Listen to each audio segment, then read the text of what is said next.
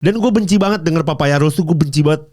Kayak maksudnya itu dibikin sama Zac Brown kan. McLaren tuh gak seharusnya warna oranye guys, by the way. Iya. Menurut gue McLaren yang gue inget tuh silver, striking silver arrow man. Makanya gue bilang ke waktu di GP Singapura tuh gue ngobrolin tuh sama si Jovi cerita soal McLaren, kan dia McLaren banget. Gue bilang kenapa lu suka McLaren, warna orange tuh jelek Jovi.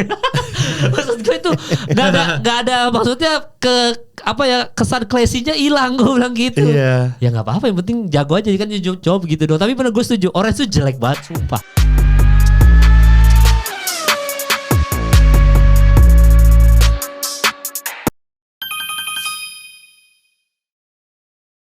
Iya, ini pas ini tayang free practice-nya itu di dini hari ya teman-teman. Bener ya, berarti karena waktu Amerika dia, berarti bener. Dini hari ya. Ya nanti kita bahas kira-kira akan ada apa aja. Tapi ada berita nggak fenomenal juga sih sebenarnya ya. Ini beritanya cukup soal kursi F1 berapa, bayar 58 miliar ya di? 58 miliar bener. Itu fakta tuh ya? Fakta. Udah dibuka kan pas persidangannya Alex Palou. Oh iya, jadi maksudnya semua itu bisa main di F1 dengan bayar 58 miliar 58 miliar. Dengan catatan buat super license-nya ya. Iya. Buat lu bisa turun di FP1-nya lu perlu bayar 58 miliar. Wajib buat para rookie. Jadi ya sarana buat cari duit juga buat para tim-timnya. Isaac Hadjar segitu tuh, 58 miliar? Enggak dong. 58 miliar pasti enggak ada pengecualian. Semuanya kena tuh ya. Antonelli kena semua tuh. Kecuali mau dibayarin. Nah, itu gua enggak tahu ya. Cuman emang mandatorinya wajib lu bayar 58 miliar. Anjing, pantesan Rio Haryanto sulit gitu ya. Ini boleh ngomong kasar? Oh ya bebas lu. Oh bebas ya udah. Tai, berak ngomong aja Pak. Oh, ada Pandi. Oke, Pandi. Ngomong aja Pak, lu mau komentar apa Pak soal 58 miliar? Lando Norris kan sebenarnya ini kayaknya agak off the record, tapi dia tuh di 3 tahun pertamanya bapaknya kan ngeluarin 44 juta dolar kan buat seat dia di F1. Oh gitu. Oh ya itu bener ya? Iya kan, personal case. Bapaknya kan tajir mampus dia kan. Ya ada juga tuh tajir mampus, siapa sih yang pembalap? Stroll. Oh iya siap. Lance Stroll, tapi Lance Stroll ini buat fansnya Lando, semoga Lando tuh punya sifat seperti Lance Stroll ya. Yaitu comment hate. Jangan udah biarin comment hate tuh, biarin aja. Jangan dikomentarin, bro. Lu pro Lando bang lebih? Gue gak suka Lando sih jujur gue. Oh bagus. Gue gak suka. Adi gak bisa ngomong begitu, tapi kan lu bisa. Kenapa gak bisa ngomong gitu? Gak bisa, Adi tuh harus netral lu. Netral. Iya, dia gak bisa kubu 01, 02, 03, netral. Oke. Tapi kalau buat prediksi kita boleh. Iya. Boleh. Enggak, kenapa lu tiba-tiba mencuat sebelum nanti satu-satu ya? Kenapa lu mencuat tiba-tiba gak suka Lando? Karena Papaya Rules ini. Jadi oh ini gue boleh ngomong sementah-mentahnya dong? Sebenarnya ya asal mental lu kuat aja. Enggak, udah pasti dapat head comment sih gue. Ya gak apa-apa, ngomong aja kan opini lu. Menurut gue dia bukan level pembalap number 1 driver tuh, harusnya bukan kayak Lando Norris menurut gue. Lihat Max, lihat Lewis dulu. Oh iya siap. Kurang ngehe ya kayaknya ya. Dia terlalu ngehe untuk skill dia yang gak setinggi itu menurut gue. Wah. Sejujurnya ya. Karena Piastri udah ngebuktiin tahun ini kalau Piastri itu lebih better daripada dia. Oh iya, kita udah bahas episode terakhir tuh ya dia. Benar. Kita secara skill set Piastri jauh. Ya terus. Lebih konsisten kayaknya kalau Piastri itu konsisten. Iya, masalah. Dan dia enaknya Australia, jadi pindah kemana aja bisa. Kan kalau Lando sulit, Inggris. Ya nggak bisa masuk Ferrari, yang ditolak lah Lando. Mungkin kan. Maksudnya ke situ. Tapi British biasnya parah sih bang. Ini media tuh British biasnya yang di F1 ya. Iya. Khususnya British bias tuh udah sejak tahun 70-an tuh udah mengganggu menurut gua. Oh, gimana tuh? Jadi ada orang lebih bias ke Lando Norris karena media Inggris yang bener-bener nge-push banget. Yeah. Seolah-olah kalau Norris tuh skillnya setara Piastri gitu. Iya, itu benar. Tapi kan si medianya Italia juga nggak kalah ngehe itu. Iya benar. Sama aja, maksudnya dia bisa. Nih kan kalau kita ngomongin Vasseur sedikit ya. Vasseur itu kan selalu diberitakan yang jelek-jelek lah sama media Italia ini kan. Dan itu ada beberapa tahun yang lalu tuh sebelum Vasseur siapa dia? Sebelum Vasseur ya? Binotto yang di-kick gara-gara media Italia kan. Maksudnya media Italia kayak gembor-gemborin harus ini. Akhirnya yang tadinya bukan masalah krusial, jadi Ferrari berasa emang kayaknya Binotto bermasalah kali ya gitu. Nah jadi kalau ngomongin media Inggris Italia 11-12 tuh. Ya dia. Kalau soal ini ya, nah makanya Vasseur ini kan kita nggak tahu nih, kan Horner yang paling santer nih terdengar. Apakah Horner masuk? Horner tuh orang apa ya? Inggris. Inggris. Dan bisa masuk Ferrari tuh. Beda konteks. Gimana tuh, kenapa tuh? Kalau gue ngelihatnya Horner udah terbukti secara CV. Oke. Cuman balik lagi, apakah dia bisa membenahi politiknya Ferrari? Itu gue nggak yakin. Karena lu tahu sendiri kan Ferrari, apalagi Itali sentris banget nih. Iya. Dengan adanya orang Inggris, gue nggak yakin dia bisa bener-bener ngebenahin semua akar permasalahan Ferrari lah. Iya, soalnya Mekis aja waktu di Ferrari sempat dibenci orang kan, tapi begitu masuk Red Bull bagus, maksudnya akhirnya menggantikan Horner jadi bagus gitu, Mekis itu. Dan memang Mekis itu yang setelah maksudnya kita kayaknya berempat sama-sama tahu lah, dia tuh komunikasi sama Max Verstappen bagus kan. Di Monza dia diskusi kayak mobilnya mau kayak gimana sih gitu, kira-kira untuk lu. Akhirnya Max Verstappen ngasih masukan bahwa kayak di free practice udah lakukan yang terbaik aja, nggak usah pakai simulasi komputer lagi, udah maunya yang powerful gini-gini agresif, udah taruh aja udah di situ. Jadi nanti pas Sabtu tinggal penyesuaian aja, dan terbukti akhirnya pas di Monza berhasil kan si Verstappen. Nah kalau lu misalkan nggak lihat soal Mekis sama Red Bull ini, itu sesuatu yang cerah nggak untuk Red Bull gitu di kedepannya gitu? Kan kemarin Red Bull sering banyak masalah. Itu dia. Tiba-tiba diganti nih sama orang fresh. Terus performanya kan awal tahun kan lumayan ngaco ya. Iya. Terus lately performance-nya Red Bull kan lumayan jadi ngangkat. Terus dia juga bilang bahwa performa kita akhir-akhir ini membaik. Jadi ya menurut gua dia bisa nge-handle timnya. Iya. At least dia bisa nge-handle dinamika yang terjadi di dalamnya lah sekarang gitu. Dan itu terbukti dengan hasil-hasilnya gitu. Iya kelihatan ya. Maksudnya dia mau diskusi, mau ini. Ya cuma kalau buat Mekis tolonglah Yuki Tsunoda dikasih lah tiket jet pribadi. masa dia berangkat. Kasihan banget sama Yuki Tsunoda. Gue tuh ngefans banget sama dia sebenarnya. Dia Asia Pride sebenarnya kan. Iya kayaknya nggak Asia cuma dia kan, Yuki Tsunoda kan. Sebenarnya dulu ada Zhou. Enggak, yang maksudnya yang sekarang, ya Yuki maksudnya Tsunoda. Dia membanggakan lah. Terus habis itu bawa mesin Honda juga kan. Iya, di mana Red Bull sebelum pindah dia lagi bagus-bagusnya di Alpha Tauri. Iya. Tapi siapa gak kalau menurut lu tahun depan nih tetap sama Yuki Tsunoda nggak, atau Verstappen sama siapa nih? Udah pasti enggak sih menurut gue. Enggak kan? Udah enggak. Siapa yang penggantinya emang? Penggantinya? Kayaknya mungkin Hajar naik, terus yang di V-Carpet tuh Arvid Lindblad. Jadi Hajar sama Verstappen? Kemungkinan besar. Tapi kalau si Hajarnya fail lagi masuk Red Bull, sayang gak sih bro? Dia lagi bagus banget juga. Iya maksud gue. Sayang bro. Masalahnya nih kan kita belajar dari Ferrari nih tidak bisa dua matahari ya. Ya pengecualian negara kita umum gitu. Wow. Tapi dua matahari ini sulit gitu. Tapi udah pasti sentrisnya Verstappen sih. Iya betul. Kalau Red Bull itu gimana pun. Iya. Siapa tadi ngomong siapa? Kalau mau ada pembalap baru, gue rasa 2026 juga tepat karena kan regulasinya baru. Jadi playing fieldnya jadi rata lagi, neutral lagi gitu. Jadi kayak dari nol lagi. Semua nguliknya dari awal lagi gitu kan. Jadi semua orang punya kans untuk kasih input yang baik gitu kan. Iya maksudnya di 2026 kayaknya daripada Isaac Hajar mah itu jujur aja Van, itu salah satu favorit gue. Oh iya, Isaac lagi gila. Media karakter banget ya. Iya, maksudnya kalau dia masuk kan soalnya nih Antonelli sama Russell kan udah diperpanjang kontraknya. Berarti kan udah Antonelli masa depannya udah jelas nih gitu. Tinggal Hajar aja nih masa depannya tetap di timnya di sekarang atau dia pindah gitu. Kalau menurut gue sih nggak tahu ya. Kalau menurut lu ini pindah atau enggak sih si Hajar? Di atas kertas gue yakin Hajar. Untuk barang Verstappen. Cuman kalau misalkan Yuki masih dipertahanin, gue juga nggak kaget. Kenapa? Mungkin Red Bull takut keulang lagi kayak dulu-dulu. Gonta-ganti terus, akhirnya fail, ulang lagi dari awal lagi. Ini dinamikanya udah lumayan bagus nih Tsunoda. Jangan sampai dengan ganti Hajar lagi, jadi keulang lagi mulai lagi dari nol. Tapi kalau emang diganti ke Hajar ya pilihan yang bagus. Hajar kan terbukti bagus. Cuman kalau emang dipilih lagi Tsunoda, ya gue expect kalau itu. Enggak, tapi maksudnya Hajar misalkan lu jadi Hajar, kenapa memutuskan untuk gabung Red Bull gitu? Itu kan merusak masa depan lu gitu. Lu rookie of the year, belum ya sih? belum. Antonelli ya. Menurut gue mau gimana pun, end goal lu adalah pasti ke tim gede. Lu mau sampai kapan di V-Carb gitu kan maksudnya? Lu di V-Carb kan lu Red Bull Academy. At the end of the day lu mau berada di tim utamanya dong berarti. Di Red Bull. Maka dari itu ini make or break-nya. Apakah dia berhasil? Ya kita nggak tahu kan, belum terbukti kan. Nanti kalau di Red Bull gimana? Cuman dia harus ambil keputusan ini. Dia harus naik kalau menurut gua. Ambil Red Bull. Karena kalau enggak ya karirnya di situ-situ aja. Ya, lu juga enggak, maksudnya Hajar ambil aja, maksudnya tawaran Red Bull gitu. Sebagai pembalap dia harus ambil itu.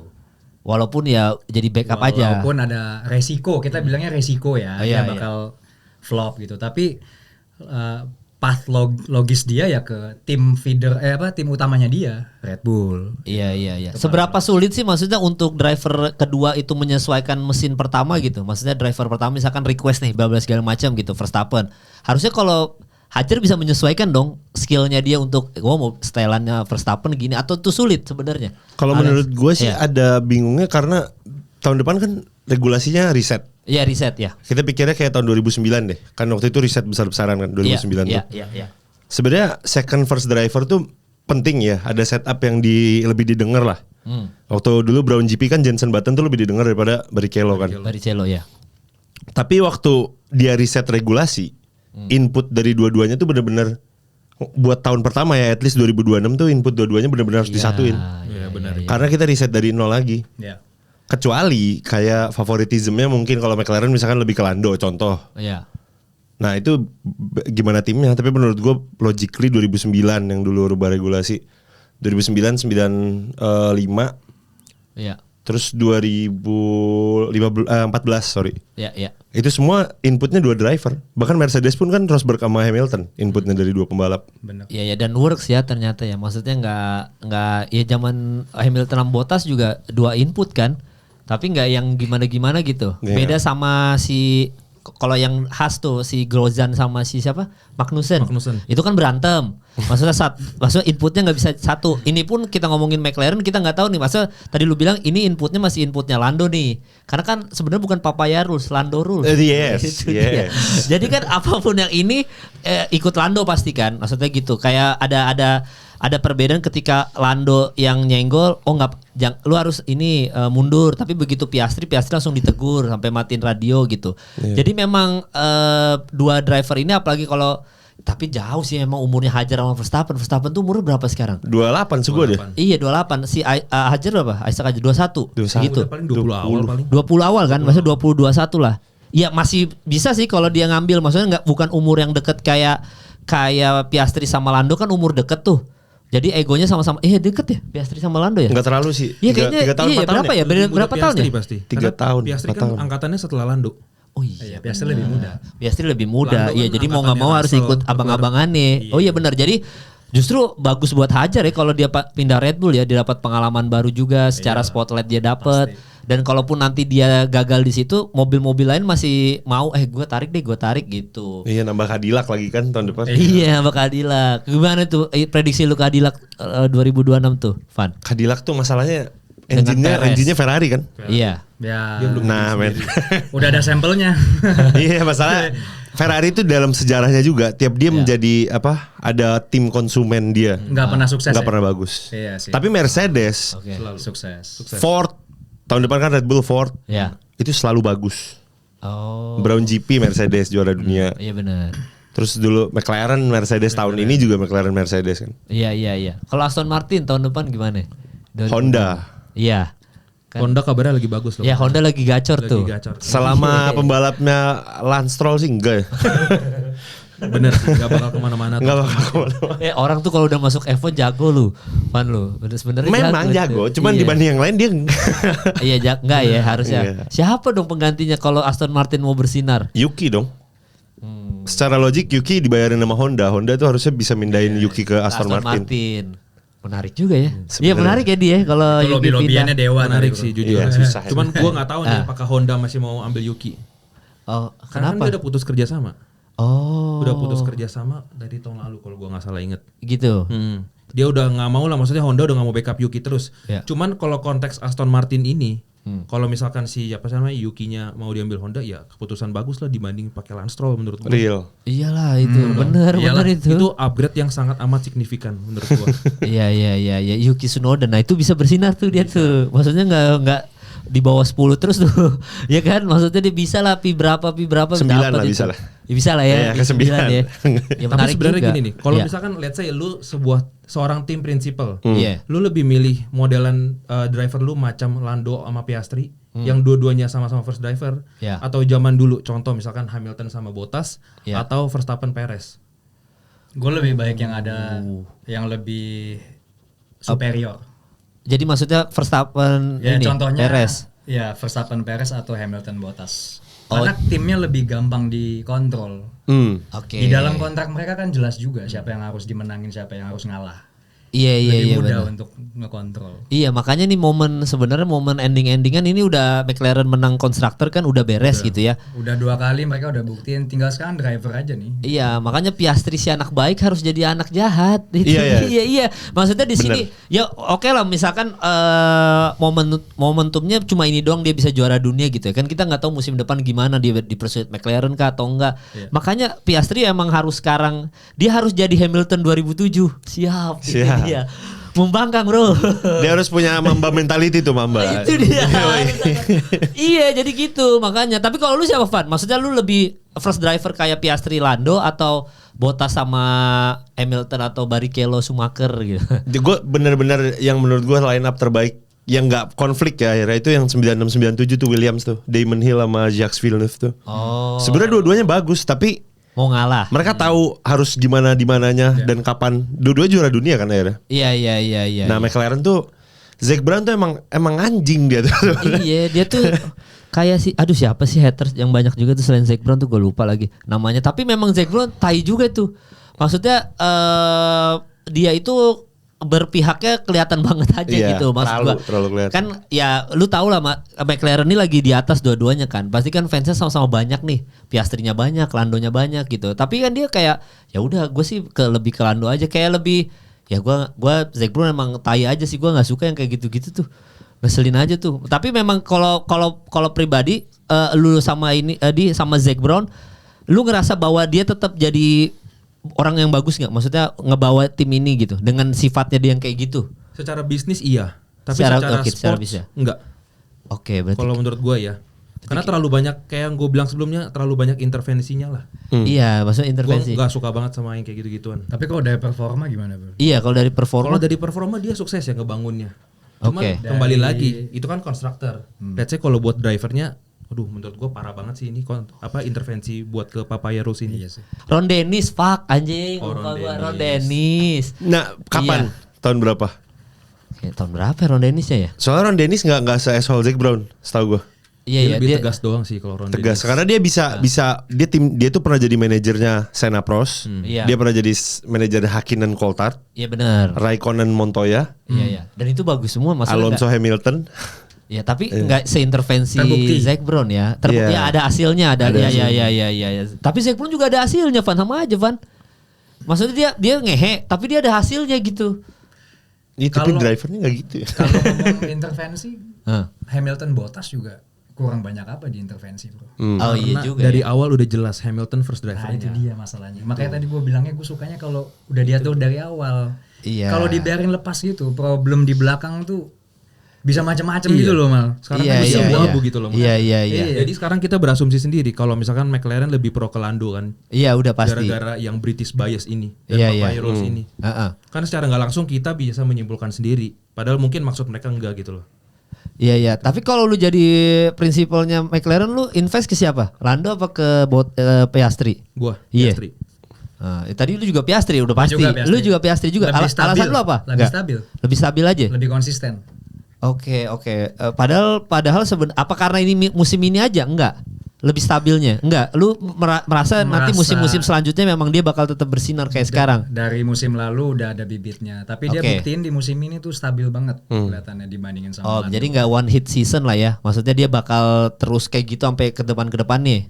Ya mungkin ya, possibility-nya kayak gitu menurut gue sih. Iya, soalnya gue juga kalau jadi McLaren Piastri sih gue pasti investnya. Cuma kan Piastri potensi pindah Ferrari besar juga.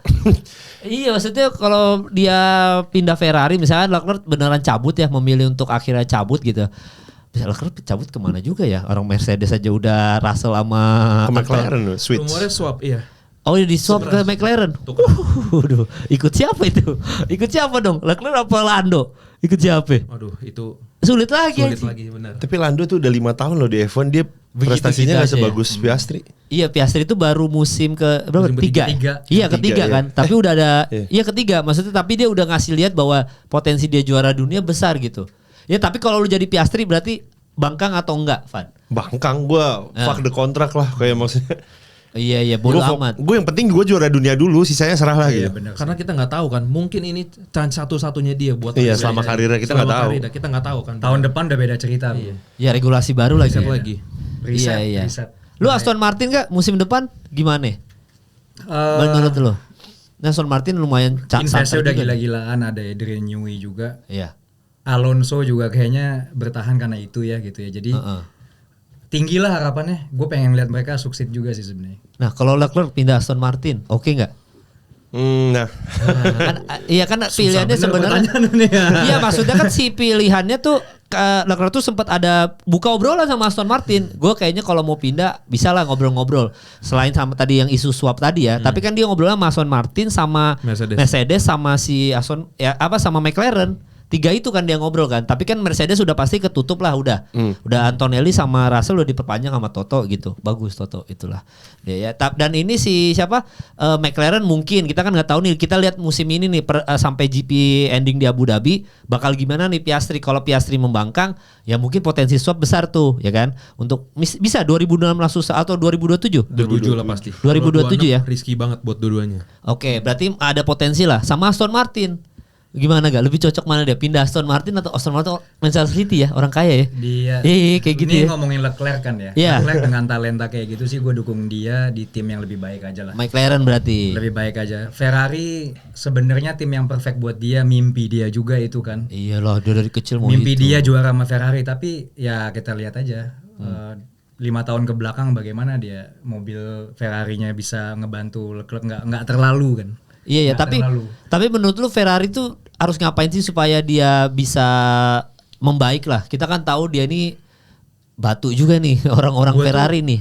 Gue nonton F1 tuh pertama kali Monaco nonton ya Schumacher pas 96. lagi 96. Ferrari itu baru-baru kan susah juga dan awalnya kan Ferrari. Iya.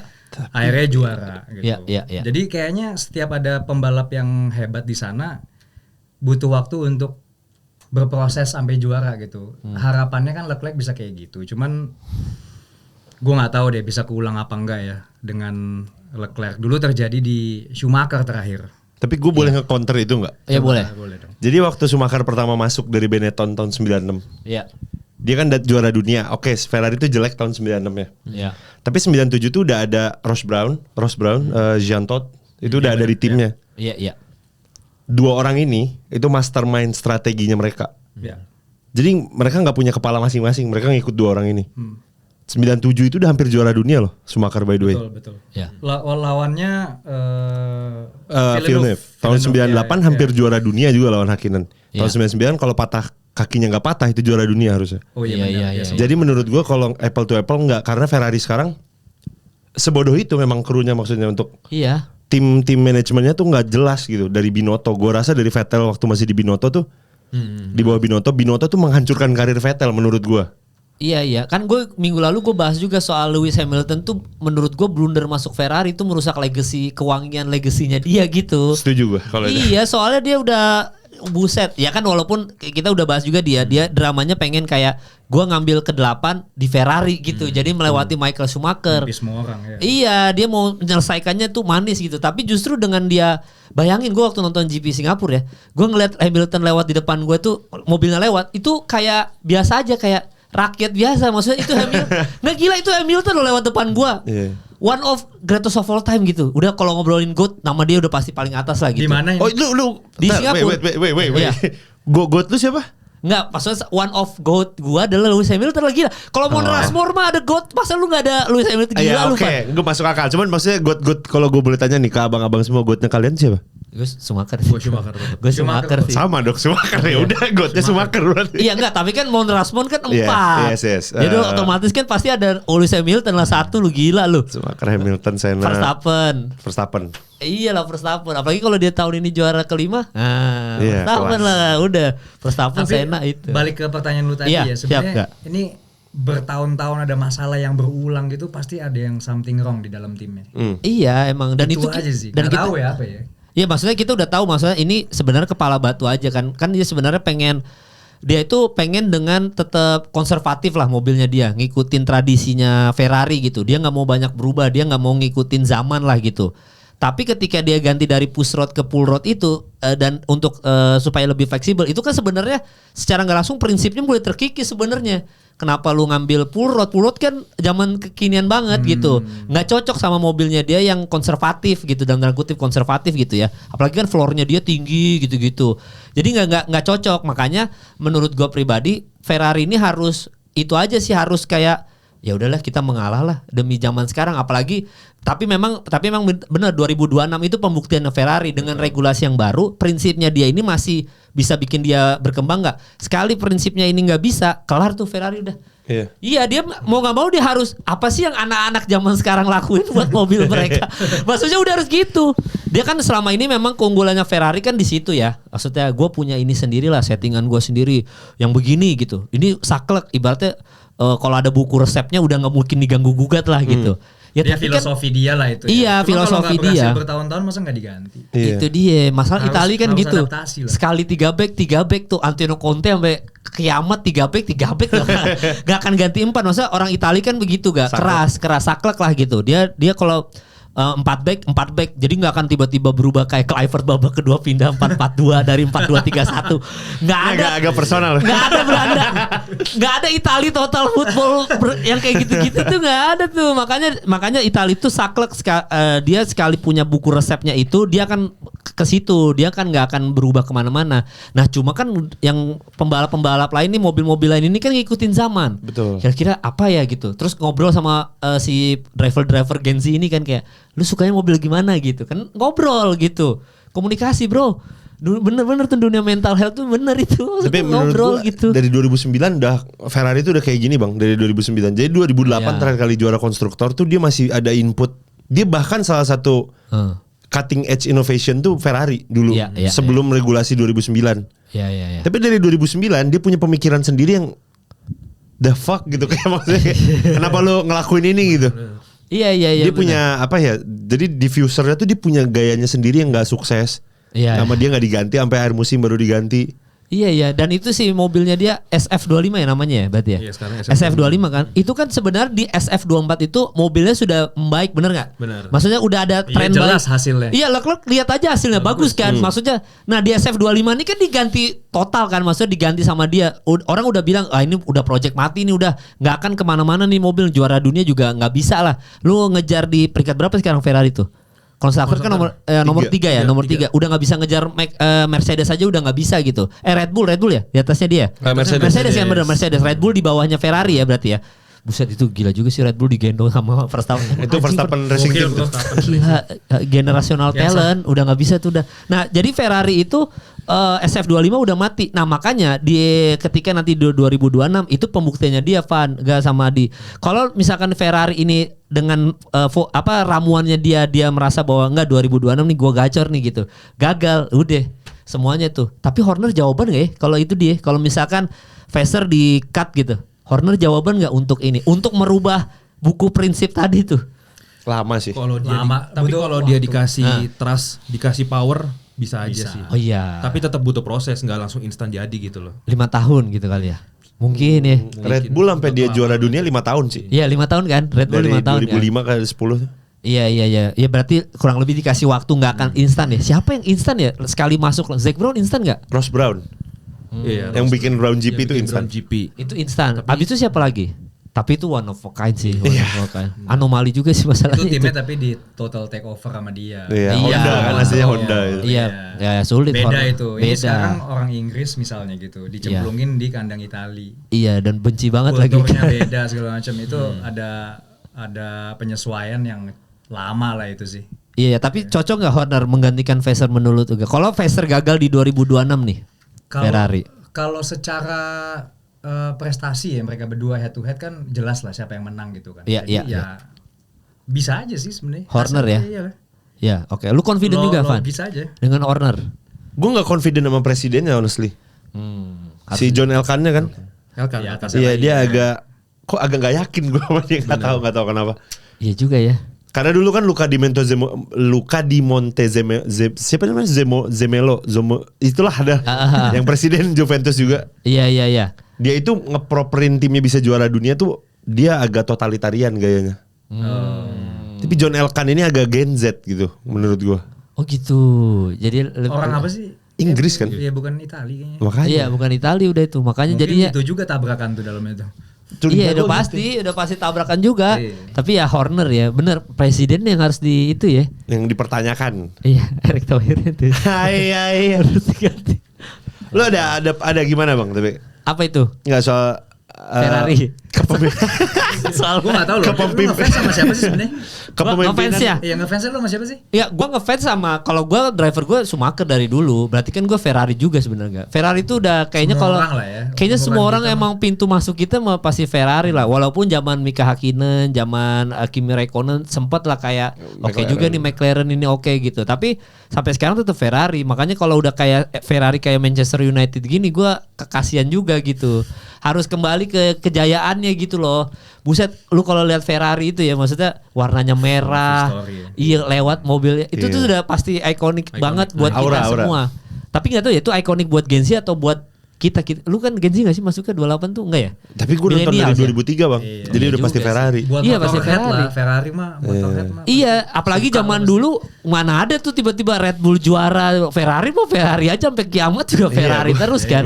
Jadi sulit mau pindah ke lain hati mah sulit. Tapi memang di era sekarang enaknya adalah juara-juara baru bermunculan terus gitu. Apalagi sekarang ada nama lagi Piastri gitu-gitu. Ya mungkin suatu hari mungkin Antonelli atau Isaac Hadjar naik, Bortoleto. Bortoleto bagus banget. Iya makanya kan siapa tahu tiba-tiba dia jago Bortoleto. Nah makanya nama-nama baru ini kalau dulu kan kayaknya udah Ferrari aja. Lewis Hamilton ya era dinasti emang bagusnya adalah kita nonton pengen lihat yang ini kalah nih. Schumacher siapa yang bisa ngalahin gitu. Mika Hakkinen atau apa. Lewis Hamilton siapa yang bisa ngalahin. Kalau sekarang kan semua juara berganti. Eranya gitu. Cuma ya kita semua sama Ferrari. Lu juga Ferrari kan di? Enggak ya? Lu apa ya? Gua dulu sukanya Ferrari. Oh enggak dulu sukanya. Dulu. Oh dulu bisa ganti tuh. Ya sekarang apa berarti? Bukan bisa ganti. Gua tetap suka Ferrari. Oke. Kalau driver gua saat ini gue pilih Max. Verstappen. Tapi gue mau nambahin deh buat yang Ferrari tadi. Iya. Menurut gue pribadi ya, ini salahnya Ferrari adalah ketika switch dari 2024 ke 2025, dia udah ambil Hamilton. Kita ngomong udah ambil Hamilton ya. Tapi sampai sekarang dia belum bisa menentukan arah pengembangannya mau ke Leclerc apa Hamilton. Iya itu yang jadi permasalahan di Ferrari-nya kayak gitu, bener kan? Iya. Kalau lu enakan ikutan settingan juara dunia nih, apa settingan yang belum pernah juara dunia? Kalau gua jadi Ferrari, gua pilih Leclerc. Kenapa alasannya? Kalau gue pribadi, dia udah bangun project sama Leclerc ini dari awal. Dia yang tahu nih, maksudnya kan Ferrari ini kayak gimana apa segala macam. Ya Lewis juara dunia benar, terbukti kan 7 kali juara dunia. Cuman dia baru masuk ke lingkungan yang boleh dibilang sangat amat baru buat dia. Apalagi kita switch kan dari Inggris ke Italia sentris. Itu pasti susah banget. Ditambah dulu dia pakai mesin Mercedes terus, sekarang jadi pakainya Ferrari kan. Terus ditambah udah tua. Potensi buat diadaptasinya lebih lambat. Dan mobil Ferrari kan emang dari yang 2024 itu kan cenderung ke Leclerc kan. Otomatis dia harus adaptasi. Nah, menurut gua kurangnya Ferrari adalah dia nggak bisa nentuin nih buat nanti ke depannya mau arah kembangan kemana. Karena sampai sekarang aja mereka masih rebutan. Leclerc bilang, "Oh, gua pakai cara gua sendiri deh." Hamilton bilang, "Oh, gua sampai kirim ke file ke petinggi Ferrari ngasih tahu nih permasalahannya salahnya di mana-mana gitu." Menurut gua di situ sih. Dan 2026 itu si Ferrari harus benar-benar udah nentuin dia mau ke Leclerc atau dia ke Hamilton, karena nggak bisa dua-duanya. Yang satu Leclerc front end banget, sementara si Lewis sukanya yang understeer, yang pakai rear, yang dimana pasti beda dong cara bawa mobilnya, terus filosofinya beda apa segala macam. Maka dari itu si Ferrari ini harus mulai dari saat ini harus nentuin sih. Dia arah kembangannya mau kemana gitu loh. Tapi Leclerc lagi dimusuhin tuh sama internal Ferrari tuh. Banyak kan. Jeleknya tuh itu bang. Iya banyak bacot kan katanya dibilang kan. Bagus dong bacot justru. Sebenarnya itu kan input. Iya. Itu berarti anti kritik dia tuh nggak bisa. Iya masalahnya. Maksudnya ke 2000 gue curiga si Lewis Hamilton ini udah jalur ordal gitu. Dia langsung ngirim surat ke petinggi loh, bukan? Aneh. Ya kan maksud gue dia langsung ya itu privilege-nya Hamilton lah. 7 kali sih. Iyalah, lu nggak mungkin nggak. Ini yang ngirim surat siapa bro? Hamilton. Oh siap, masuk pasti gitu dong. Dan pasti didengerin juga. Tapi memang benar soal understeer itu gue setuju. Ketika dia ngikutin setupnya Hamilton itu Leclerc sulit banget pasti. Itu akan sulit banget. Makanya 2026 ini ngikut Leclerc atau Hamilton penentuannya gitu. Kalau lu siapa? Latifan. Nanti Nugra juga. Lu siapa? Lebih baik ikut Hamilton yang udah pasti secara settingan nih juara dunia terbukti gitu. Atau Leclerc yang dari nol bangun bareng-bareng gitu. Enggak, kalau gue setuju Leclerc, tapi kesalahan terbesarnya ini Hamilton tuh udah bukan umur dia bisa adaptasi menurut gue. Oke. Untuk dia adapt ke mobil baru dengan gaya baru tuh nggak semudah itu, apalagi mobil modern ya menurut gue daripada mobil-mobil sebelumnya. Nah masalahnya Ferrari itu kan suka kekunuhan ini. Iya, ya, aneh. Dengerin Hamilton itu pasti makanya. Iya, tapi ya. Iya. Untuk BDW buat kalian yang pembalap yang tahun depan harus keluar tuh siapa? Harus keluar dari F1. Iya, selain Colapinto ya. Pasti itu udah keluar. Iya, Colapinto. Stroll. Stroll. Stroll. Ya gue Stroll. Lu siapa gak? Lance Stroll atau Stroll lah gue. Lance Stroll ya semuanya ya. Iya makanya. Sayang. Iya sayang sih. Makanya tuh kembali lagi soal Ferrari itu sih. Kenapa emang lu nanya? Iya, kenapa lu nanya? Karena menurut gua Liam Lawson overrated.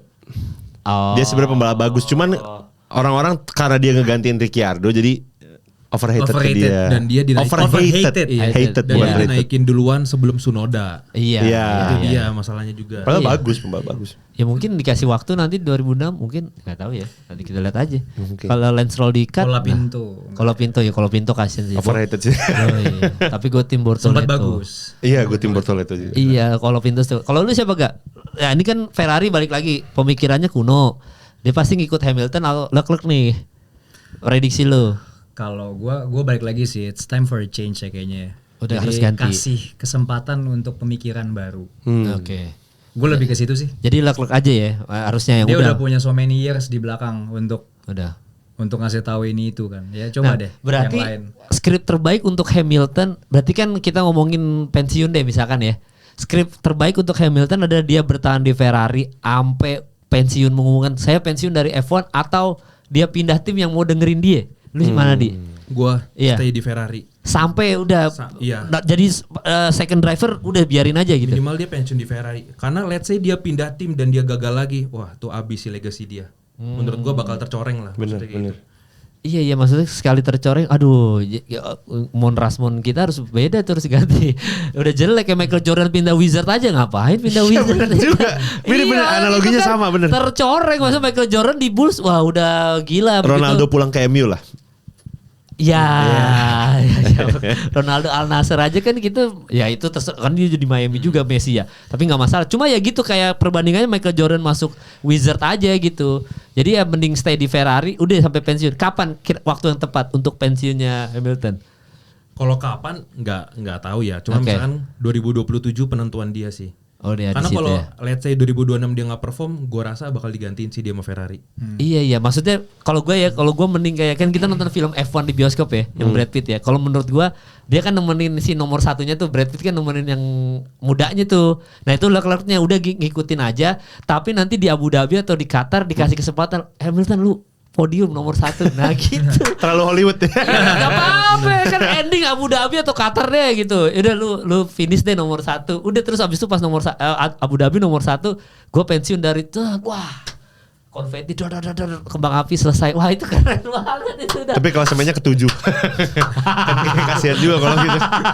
Ya gak apa-apa, yang penting kan ada sekali lah podium. Leclerc-nya bantuin si Hamilton supaya nomor 1. Verstappen-nya dihalang-halangin. Kata Verstappen, si bisa tuh gue dihalang-halangin. Coba aja lu halangin gue dari belakang kalau gak lewat gue depan. Tapi gue kasihan juga kalau gimana kalau suatu hari nanti kita harus jelasin ke anak-anak kita gitu. Kalau Leclerc itu pembalap yang bagus, tapi statsnya tuh nggak sebagus itu. Oh. Ya kan dia statsnya pole position 20, menangnya cuma 5 misalkan apa 6. Iya. Padahal dia pembalap yang bagus ya. Iya kan, jadi kayak orang tua kalau bokap gue ngejelasin Jean Alesi, tau nggak dulu pembalap Ferrari. Dia cuma menang sekali loh. Iya. Tapi dia kayak Leclerc sekarang sesial itu gitu. Tapi dibahas mulu sama orang. Iya. Legasinya tuh bagus. Iya. Tapi statistiknya jelek. Iya, dia tuh lagi sial lahir di tahun sekarang aja sih. Coba dia lahir di tahun Isaac Hadjar tuh sama Bortoleto. Kayaknya dia bakal bersinar. Ini mah dia sial aja lahir di zaman sekarang. Sama kayak pemain-pemain basket yang lain pada jago, sialnya lahir di tahunnya Michael Jordan aja. Mau nggak mau, tapi tetap jago. Menurut gue akan menjelaskan bahwa lu gak harus jadi nomor 1 nak. Leclerc kamu lihat aja. Lihat dia bagus kok. Tapi dia Hakim Olajuwon lah ya. Tapi kalau dia dikasih winning car ya, menurut lu dia ya juara dunia. Nah pasti juara. Atau emang dia suka flop aja? Enggak. Pasti juara dunia, tapi mentally dia waktu 2022 tuh dia fucked up sih mentally-nya. Iya. Yang di Perancis tiba-tiba out. Ya tapi kalau dikasih mobil bagus gue yakin dia bisa juara dunia. Pasti. Nah cuma champion sulit. material dia sebenarnya. Champion material, tapi sekarang udah makin banyak champion material lagi setelah mungkin era Verstappen ini ya. Dia saingannya ketemu banyak. Lando lagi, dia ketemu Russell, dia ketemu siapa Piastri. Jadi lebih sulit lagi menurut gua. Leclerc itu emang ya sulit sih, dia 2022 2023 tuh momen-momennya dia tuh sebenarnya tuh, cuma ya dia kan flop terus gitu doang. Makanya Leclerc ini kalau lu dikasih mobil bagus ya kan mobil lain juga lebih bagus lagi gak, kecuali blunder lagi McLaren tiba-tiba blunder mobilnya jelek gitu, berubah dari yang kayak SF24 ke SF25 kan penurunan tuh. Mungkin bisa Leclerc juara, Leclerc harus juara kayak gitu sih, tapi kalau mobilnya sama-sama oke nih kayak berat dari juara dunia. Kalau ngomong winning car mungkin ya, cuman lu ada kan namanya balapan, kita ada faktor strategi ya. Dan lu tahu sendiri kan berapa kali Ferrari fucked up strategi mereka sendiri. Iya itu flop itu dia kan. Masalahnya si Leclerc tuh udah kayak narik parasut nih, narik ke belakang. Nah Ferrari narik dia ke belakang gitu loh, padahal dia bagus. Iya. Dan selama maksudnya ada si Max di sana, gua nggak yakin dia bisa ngalahin Max on par di mobil yang sama gitu loh. Iya makanya jadi kan agak sulit kan. Kesiannya Leclerc tuh sekarang kayak gitu. Karena dia ada di generasinya si Max gitu kalau menurut Iya, tadi gue bilang kalau dia di generasinya Bortoleto dia juara itu. Someday. Iya, juara ya ibaratnya gitu. Dia Charles Barkley. Oh iya, enggak ada rings, no rings. Iya, no rings tapi dia MVP, jago MVP, tapi hidup di era Michael Jordan, sialnya itu doang. Dia bener, Leclerc mah dikasih winning car, kalau Verstappen juga dikasih winning car tetap Verstappen lah. Bahkan Piastri dikasih winning car bisa Piastri ngalahin Leclerc, sulit loh. Tapi Russell bukan champions material lah menurut gua, honestly. Iya. Kalau buat konsisten, iya. Tapi kalau buat champions material, kayaknya gua rasa belum sih. Belum kan? Tapi secara nggak langsung di Singapura kemarin dia nunjukin statement kayak, gua nih champions material gitu loh. Dengan nggak ngelakuin mistake di Singapura itu. Dan quali yang hot lapnya gila, itu keren banget. Lu Russell gak championship material nggak atau so-so aja? Iya sih gue bilang sebenarnya. Oh ada? Ada, tapi belum dapat mobil yang pas aja. Oh iya, enggak sih kayaknya Mercedes mah 2026 gacor itu. Kalau gua baca berita-beritanya dia yang soal pengembangannya dia, wah itu 2026 Russell. Ya mungkin kan makanya kan Toto tuh sempat Toto tuh kayak akrab banget gua. Tapi intinya si Toto ini kan dia makanya sempat bingung kayak ini Russell diperpanjang nggak atau ini, karena kan di 2026 kan mumpung semuanya dari nol, mobilnya dia prediksi Mercedes lagi gacor-gacornya. Dia mungkin mau ngambil ya udah deh championship material, karena tadi kayaknya Toto tuh merasa Russell nggak ada itunya tuh, nggak ada championship material. Tapi kan GP Singapura pembuktian bahwa bisa kok kayaknya kalau kita develop bareng-bareng nih, ngobrol kayak Meki sama Verstappen, coba ngobrol gitu dari hati ke hati ya kan, kayaknya bisa gitu. Jadi kalau menurut gua George Russell championship material. Kalau lu? Enggak, kenapa? Dia enggak tadi bilang. Enggak, karena menurut gua dia tuh punya ego segede Verstappen tapi skillnya nggak segede Leclerc. Gimana ya? Oh iya. Skill setnya bagus, cuman dia bukan skill setnya Leclerc gitu, nggak spesial, nggak extraordinary, nggak kayak Piastri gitu loh. Iya nggak tiba-tiba stand out sendiri, nggak. Yeah. Dia umum aja ya. Iya. Nggak umumnya bagus aja. Ya jago. Top 5 lah dia mah. Ya top 5 tapi bukan championship material. Kalaupun juara dunia pasti karena Mercedes regulasinya bener aja. Kalau sampai Mercedes lagi boring banget, tiap ganti regulasi Mercedes terus tuh kesel gue lama-lama. Iya makanya gue bilang Russell bisa tahun depan bisa juara loh, gak tahu ya. Karena ya Mercedes ini setiap ganti regulasi hokinya ada di situ. Emang orang kaya yang punya sih, yang sulit juga Mercedes, gila lu. Tapi kalau lu setelah Verstappen siapa? Sebelum kita bahas GP Austin nih, setelah Verstappen era siapa berarti? Piastri, Lando, Russell. Kalau regulasinya bener. Iya. Sampai 2028 dan McLaren mampu, kata gue Piastri. Kalau dia nggak diintervensi ya, eranya Piastri sih. Tapi sulit ya. Pasti Piastri pindah sih menurut gue sih ke depannya. Tapi lu eranya Piastri berarti setelah Verstappen ya. Walaupun nggak akan mungkin ngejar rekor Verstappen nih, sulit nih pasti kalau dia 5 kali juara aja tahun ini. Sulit pasti dikejar itu. Dia kayaknya nggak peduli deh. Piastri tuh agak kayak Kimi Räikkönen kan, agak dingin gitu. Agak ya udah aja lah, pokoknya gue menang gitu. Oh iya, anak baik. Dia nggak peduli record gitu kayak menurut gue ya. Iya. Tapi nanti ketika dia membangkang, dia peduli rekor tuh berarti sifat itu hilang tuh. Nah iya. Iya, datar. Tapi dingin. Ketika dia membangkang, nah baru kelihatan, baru obrolan lu valid kalau dia bisa championship material untuk gantiin Verstappen selanjutnya. Tapi emang lu ngelihat Piastri orangnya berani tuh Bangkang. Tipe orangnya. Iya, tipe orangnya. Bangkang nggak kira-kira? Udah lah, di Singapura dia udah nyabut kabel radio tuh udah ngebuktiin kan. Ya tapi masih radio anjing, ini bukan. Ini nge-override. Iya, ini McLaren tim. Tapi itu kan ini apa? Tipping point menurut gua. Tipping point itu GP kemarin ya. Dia kayak udahlah bodo amat, gue harus juara dulu. Serah gue mau kemana udah gitu kalau ini. Ya kalau gue sih jadi Piastri sama kayak lu Van. Maksudnya penting gue juara, momen gue ini doang yang tadi Adi bilang. Mungkin musim depan udah beda, apalagi beda regulasi gitu ya. Betul. Momen gue di sini, closingannya itu di sini nih.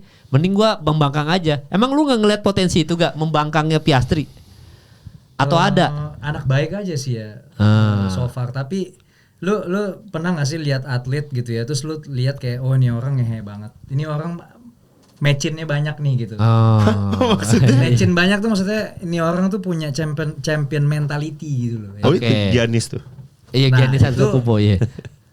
Piastri tuh punya itu gitu. Iya. Piastri punya itu. Jadi ya udah kita lihat aja deh enaknya gimana ya dia sama McLaren.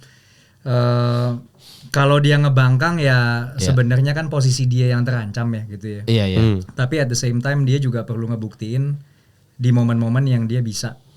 Iya, soalnya dia membangkang itu ya sebelum KD ya. Dia membangkang itu tuh kayak pisau mata dua gitu loh. Dia membangkang takutnya mobil lain merasa apa dia membangkang juga sama kita ya. Nah ada maksudnya kayak gitunya. Tapi dia punya skill set yang bagus. Jadi tinggal ini aja sih, maksudnya kembali ke Piastri aja. Maksudnya dia ikut strategi tim atau dia membangkang dia juara dunia sendiri. Which is hilang kepercayaan McLaren semua untuk tahun 2026 kan, udah pasti bete habis-habisan tuh. Landonya bete, Zac Brownnya bete, semuanya bete gitu. Pilihannya cuma itu doang. Tapi memang kalau menurut lu di yang mana di? Ini kan pisau mata dua nih. Piastri membangkang aja tapi dia juara dunia habis itu udah dia mungkin redup gitu, nggak redup juga sih. Atau dia ngikutin tim tapi semua orang jadi respect aja kayak emang lu ngikutin tim sih. Cuma lu hidup di era Lando ini aja nih gitu. Kalau menurut gue pribadi ya, si Piastri gue rasa bakal ngebangkang. Karena yang dipertaruhin ini WDC nih, gelar juara dunia. Yang ibarat kata lu setahun cuma dapat satu kan. Kalau kita bertarungnya cuma juara balapan doang mungkin dikasih. Cuman ini kan taruhannya adalah WDC. Dan gue rasa kalau itu yang di balik kursinya itu si Verstappen, gue rasa juga dia bakal lakuin hal yang sama. Dia nggak peduli. Karena kalau lu mau jadi seorang juara dunia, lu harus butuh mental dalam tanda kutip brengseknya itu loh. Iya benar. Sena kayak Sena kan. Iya kayak Sena ya, maksudnya iya benar. Jadi ngehenya tuh harus ada tuh ya. Karena itu yang membedakan lu juara dunia sama juara-juara umum aja gitu. Ya menurut gue at the end of the day yang bakal diinget siapa yang WDC di tahun itu sih. Bukan siapa yang anak baik, siapa yang itunya. Kalau gue pribadi begitu sih. Kenapa tadi gak? Tambahan lu. Secara historis tapi orang yang ngebangkang pasti hilang ya dari tim itu. Iya, itu dia. Itu perlu diingat juga loh. Iya, itu makanya tadi gue bilang pisau mata dua kan.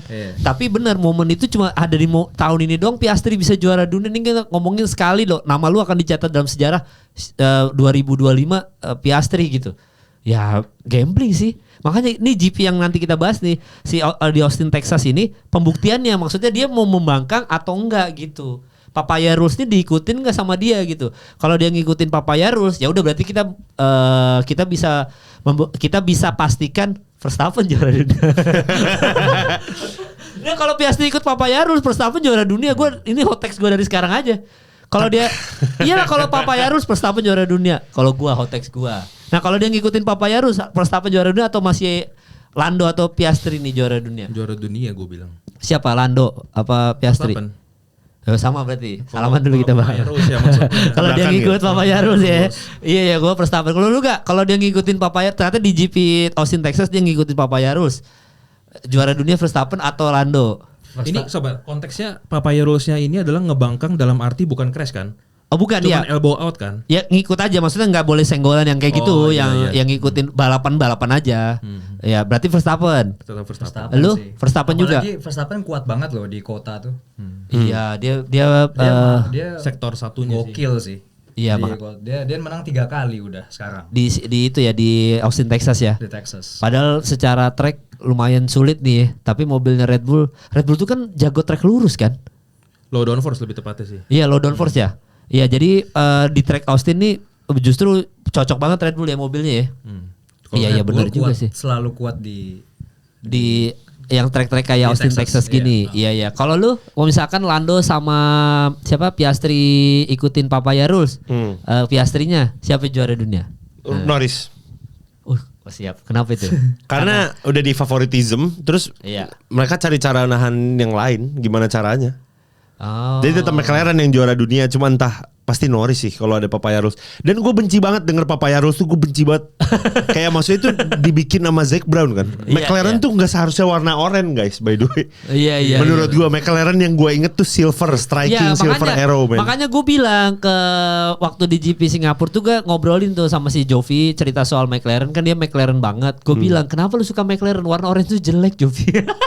Maksud gue itu gak ada maksudnya kesan classy-nya hilang, gue bilang gitu. Ya nggak apa-apa, yang penting jago aja kan, jawab gitu dong. Tapi bener gue setuju, orange tuh jelek banget sumpah. Karena aslinya McLaren itu silver menurut gue. Kimi namanya, Kimi dulu atau enggak ya Marlboro, sekalian Marlboro aja. Merah putih yang dulu ya. Iya makanya itu orange tuh siapa sih yang milih? Itu fun fact by the way bang. Kenapa? Jadi McLaren tuh dulu kodenya MP4 kan. MP412 MP44, MP4 bla bla bla. MP itu Marlboro Project by the way. Jadi dibiayain Marlboro awalnya. Wis, ilmu lagi aja nih dari Fandi, ilmu lagi aja Fandi. Ken kan lu baru ngikutin F1 tuh Ken. Max Verstappen, itu dia. Jadi gitu ya. Jadi kalau soal tadi kayaknya kalau di GP Austin lu mega siapa tapi yang juara? 1, 2, 3 deh. Menurut lu siapa? Sama nanti yang bikin kejutan kira-kira siapa? Prediksi lu aja. Verstappen, Piastri, Lando, Leclerc. Kayaknya. Kenapa Leclerc tuh nomor 3 lu? Dia suka sirkuit itu. Si ngaruh. Austin. Sorry, Russell ketiga Russell. Ya kalau Russell masuk akal, makanya pas lu nyebut Leclerc. Sorry, kenapa Leclerc? Kalau Russell ya Russell. Jadi lu 1, 2, 3-nya justru si Piastri enggak, Piastri 4, 5 berarti. Kedua, ya? Piastri 2. Oh berarti Piastri Verstappen, Piastri sama Russell. Iya, Norris out aja lah kalau bisa. Kalau gue pingin sulit. Berarti lu mode membangkang. Yes. Karena kalau mode membangkang cuma bisa finish 2 tuh mode membangkang doang tuh. Atau Landonya lagi tolol tiba-tiba gas terus nabrak. Bisa itu kejadian kok. Iya mungkin aja bisa. Kan technical banget ya soalnya si GP Austin Texas ya. Jadi mungkin aja dia tiba-tiba nabrak tolol. Tapi sih feeling gue kalau dia, berarti kalau lu 2 mode membangkang. Terus ada kejutan gak kira-kira? Lawson kayaknya masuk top 7 kata gue. Oh karena dia kenapa? Karena V-Carb tuh ada paket baru kan ya. Buat Austin atau buat yang GP kemarin lupa gue. Iya ada paket baru ya. Dia speednya lumayan loh Lawson. Gue lupa kalau itu. Tapi Lawson ya kalau lu feeling lu masuk ke jajaran 10 besar. Yes. Oke juga nggak ada masalah. Kalau lu 1, 2, 3-nya siapa gak? Gua 1 Verstappen. Oke. Gua prediksinya Papaya bakal sedikit fail. Gitu. Jadi pertama Verstappen, 2 Piastri karena gue kayaknya lebih pengen lihat Piastri yang lebih unggul gitu ya. Baru ketiganya Norris. Jadi tetap mereka masih ada di 2-3. Jadi McLaren 2-3 ya. Tapi problematik menurut gua. Terus nanti pas di podium nggak ngobrol tuh pasti tuh. Bete. Sendiri tuh. Landonya sendiri, Piastri sendiri, Verstappen sendiri. Begitu Sempen udah cabut. Bodo amat. Oh ya, jadi ada kejutan nggak kira-kira dari Alonso mungkin atau dari Carlos Sainz, idola kita semua? Sebenarnya pengen banget lihat Yuki top 5 sih. Gue pengen banget lihat. Gue pengen lihat dia podium sih sebenarnya. Iya sebenarnya sayang bro. Ada potensi tuh menurut lu tuh bisa podium dia. Maksudnya untuk sekali aja di sisa-sisa ending. Kalau 10 mobil out sih bisa. Iya. Kalau Raupes kayak susah sih. Susah. Harus ada something lah. Siapa yang crash gitu misalnya. Badai gitu. Iya ada badai dia main balapan sendiri.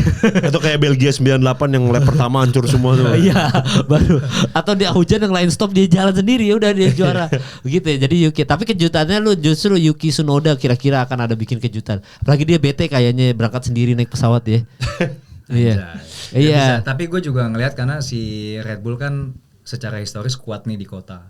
Mobilnya juga sebenarnya cocok buat sirkuit tipe begini. Jadi Yuki bisa lah. Jadi bisa Pak. Bisa lah. 10 besar, maksudnya masuk 10 nih. Pengennya 5 besar deh. 5 besar. Kejutannya itu lu itu ya berarti. Lu siapa di 1, 2, 3-nya nanti baru gua. Gua 1 Verstappen, 2 gua Norris, 3 Piastri. Oh, jadi Papaya Rules diikutin. Kayaknya kalau Raupes kayaknya lagi momentumnya lagi ke Norris nih. Lagi ke Norris. Dan biar menarik aja gitu endingnya gimana kan. Kan kalau lu makin ketat kan makin pusing nih. Si Zac Brown kan. Gue mau prioritasin yang siapa nih? Iya. Oh jadi maksudnya justru dengan ngikutin Papayarus malah bikin pusing. Gitu. Ya karena kalau gue hampir sama nih buat Nugra sama Fandi, gue hampir sama kayak Adi gue. Justru gue di sini tuh Piastri GP Austin dia belum membangkang, dia ikutin Papayarus. Tapi nanti klimaksnya di situ, maksudnya begitu ngikutin Papayarus dan mereka itu masih kalah. Misalkan Lando nggak podium 1 gitu ya, atau antara 2 atau Lando atau Piastri, Verstappen yang juara, justru nanti mereka akan berantem, maksudnya tahilah Papayarus gitu. Ini kita udah ending nih. Makanya ketika nomor 1-nya Verstappen, nomor 2-nya Lando, nomor 3-nya mungkin Russell atau siapapun itu nanti ya, entah Piastri, itu pembuktian Papayarus nih works atau enggak, karena ini udah menuju ending gitu. Ini lu mau ngejar, lu udah the best constructor, oke. Nah kita ada momen di mana kita bisa the best constructor, bisa juara juga. Terakhir mereka tuh tahun 2008 ya, 2007. Pokoknya yang juara konstruktor sama juara Hamilton ya, Hamilton. 99 ya? Oh lebih jauh. Sorry 98 Ferrari konstruktor. Iya 98 yang maksudnya yang dia juara dunia barengan sama konstruktor gitu. Hakkinen. Iya bukan Hamilton tuh juara dunia terakhirnya McLaren ya. Habis itu nggak pernah lagi ya. Iya. Iya Hamilton tuh. 2008 benar. Jadi ini tuh pembuktiannya dia ketika nanti Verstappen juara 1 di Austin Texas, Papayarus fuck off, langsung tai lah Papayarus. Gua butuh juara dunia, lu kapan lagi momennya? Di situ nanti negosiasinya mau Lando atau Piastri. Tapi kan untuk sekarang Piastri paling atas. Kalau dia ngikutin Papayarus, nanti nextnya kedepannya akan membangkang. Kalau Verstappen juara 1. Tapi ketika nanti yang podium 1 adalah Lando, ya udah Papayarus sampai ending itu, sampai kiamat. Sumpah gak itu udah pasti Papayarus sampai ending karena works ternyata Papayarusnya bekerja. Maksudnya Lando podium 1 loh gitu, finish di 1 P1 gitu. Verstappen bisa kita tahan di 2, Piastri di 3 gitu. Ya udah works. Atau enggak dihalang-halangin aja terus sama Piastri kan. Lu jadi decoy gue ya, halangin aja tuh Verstappen biar enggak maju-maju. Udah. Tapi kalau menurut gue malah Verstappen yang bakal, dia agak personal sama Lando juga jadinya sekarang tuh. Iya. Kalau gue jadi Verstappen, gue mainin si Landonya sekalian karena gue bilang orang dia udah secara press dia ngomong dia pro-nya ke Piastri kan. Iya. Sering banget ngomong kayak gitu. Iya kan, dia bilang kalau gue di posisi Piastri gue gak akan dengerin tim. Dia bahkan ngomong secara publik. Iya. Kalau gue jadi dia mending gue main games juga sekalian kan. Iya. Halangin aja Norris. Iya mungkin ya. Maka Verstappen di sini emang bakal jadi kartu penting sih. Ketika kayaknya Verstappen di kualifikasi nomor 1. Kayaknya P1 deh. Verstappen mungkin P1. Mungkin ya McLaren P2 P3-nya di antara McLaren, Piastri atau Lando. Tapi emang pembuktiannya cuma di sini doang. Kalau ini kan kalau GP Austin Texas, kalau lu P1-nya di kualifikasi belum tentu lu finish di 1 kan. Bener. Karena ini terlalu teknikal nih. Kalau di Singapura P1 Verstappen udah pasti juara. Sayangnya Russell padahal dia di prefectus sudah kencang banget tuh. Wah, akhirnya Verstappen juara Singapura gitu ya. Ternyata Russell juga. Nah, kalau nanti dia P1 di kualifikasi, gue yakin P1-nya Verstappen. Cuma juaranya ini Papayarus belum tentu. Papayarus ini nanti megang poin penting. Nah, kalau kejutan apa? Kalau kejutan apa? Ada kejutan gak? Yuki Tsunoda.